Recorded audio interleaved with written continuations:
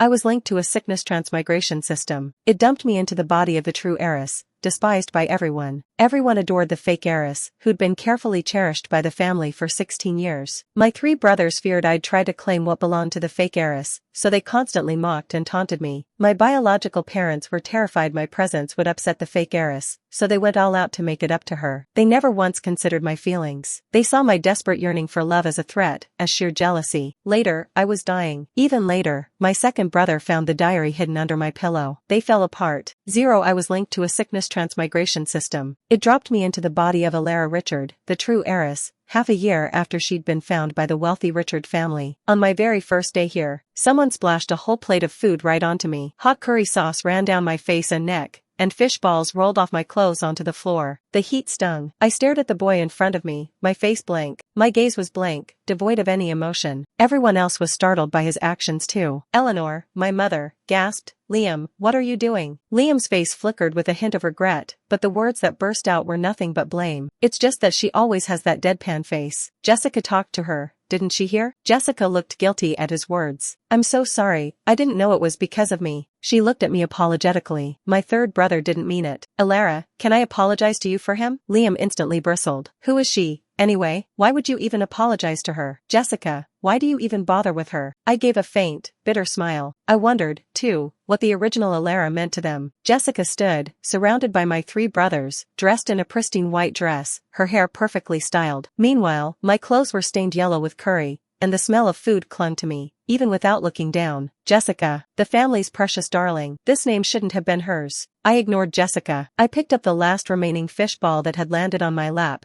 swallowing it along with the curry still clinging to my lips. It wasn't the taste I remembered. I got up and left. "I'm full. I'll head back to my room now, thank you." As I turned, I met Mrs. Davis's worried gaze. I managed a small smile for her. Silence fell over the dining table. Richard and Eleanor looked displeased. Marcus, my eldest brother, said in a low, stern voice, "Liam, you genuinely crossed a line this time. Alara didn't do a thing. My original self in the previous world was already dead. Late-stage stomach cancer. Died at 18. I had died a slow, agonizing death from the pain. There was no one by my side. Aside from that single fishball just now, I hadn't eaten anything solid for nearly 3 months. Perhaps the system, taking pity on my miserable existence, brought me to this world. This body also had stomach cancer, but it hadn't progressed to a terminal stage yet. The system said the original girl had taken sleeping pills and committed suicide today. Frequent abdominal pain accompanied by coughing up blood had made her aware of her body's problems. But she was afraid that speaking up would cause trouble for the Richards family, making the family, who already disliked her, despise her even more. So she chose to simply leave this world. How foolish she was. The Richards family had vast resources. With proper treatment, she could have definitely gotten better. This family was truly ironic. They'd brought their biological daughter back half a year ago and still hadn't noticed she was gravely ill. Why am I here? A girl who shared my unfortunate fate. Both orphans since childhood. Both afflicted with stomach cancer. Perhaps she was luckier than I. At 16, she was welcomed home by her biological parents. Perhaps she was unluckier than I. She never received a single shred of unconditional love before she left this world, becoming an angel. The system remained silent. Has my arrival worsened this body's symptoms? I asked the system, feeling the metallic taste of blood in my throat. The system replied, yes, just like your original self, you might, by 18, but if you cooperate with treatment. I spoke calmly, no treatment. It didn't matter. I was going to die anyway, so what did it matter? Besides, I didn't want to live. In the middle of the night, my stomach pain was unbearable, and I tossed and turned, unable to sleep. It felt like I was back in my previous life. Every night, I'd curl up, eyes wide open until dawn. My room was empty. My throat was parched. I fumbled my way downstairs in the dark, desperate for a drink of water. Instead, I ran into my second brother, Alex, in the living room. Alex was a professional gamer, so it wasn't unusual for him to be up at 2 or 3 in the morning. He clearly noticed me too. He looked at me with a sour expression. Alex was the quietest member of the Richard family. The original Alara had never seen him in a good mood in the 6 months since she came home. I ignored him. I figured her very presence was enough to irritate him. I walked to the kitchen, hunched over, but I didn't realize Alex was startled by my appearance. Under the dim nightlight in the living room, he clearly saw me sweating profusely from the pain, my lips pale. Aside from the angry red scald mark on my cheek, the rest of my skin was shockingly pale, almost translucent. I, however, was used to my sickly appearance, so I paid it no mind. I leaned against the sink, trying to rest, but the next second, a wave of nausea hit me, and I threw up blood. Ugh. I choked, tears welling up from the pain. A sound came from the kitchen doorway. Alex had followed me in. I quickly turned on the faucet to rinse the blood from the sink,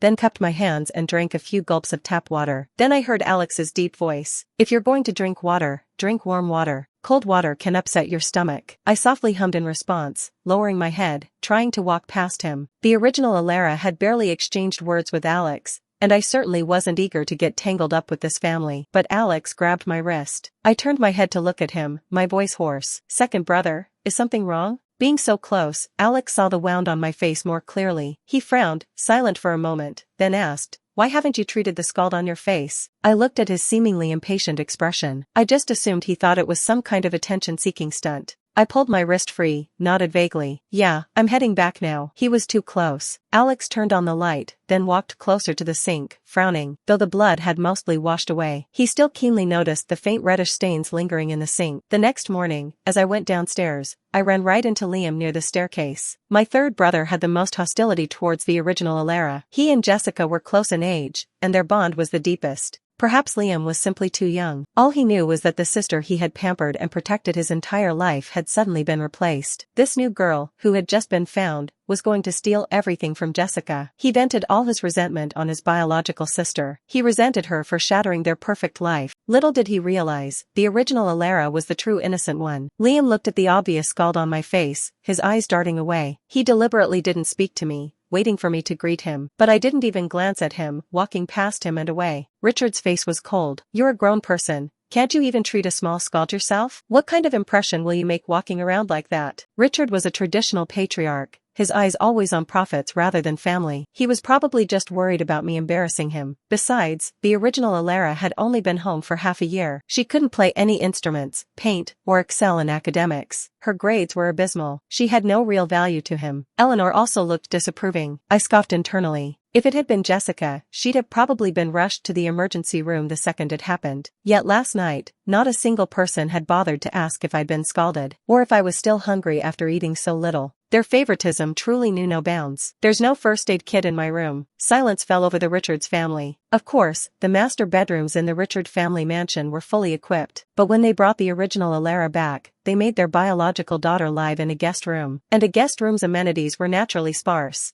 The original Alara even used the public bathroom. Not one person offered to give the original Alara a different room. Eleanor looked at her daughter's face, so similar to her own, flushed with a scald, and a flicker of panic crossed her heart. If it were Jessica, even a small injury would have the whole family doting on her. But when it came to me, there was no sound, no care. I was nothing like Jessica, not at all lovable. Liam retorted, "You didn't say anything. How were we supposed to know it was that serious?" A dull ache started in my upper abdomen, and I couldn't help but hunch over. The taste of blood welled up in my throat. I tugged at my backpack strap, my voice hoarse. "I'm going to school now." Liam frowned. It felt like his imagination, but Alara's posture seemed off.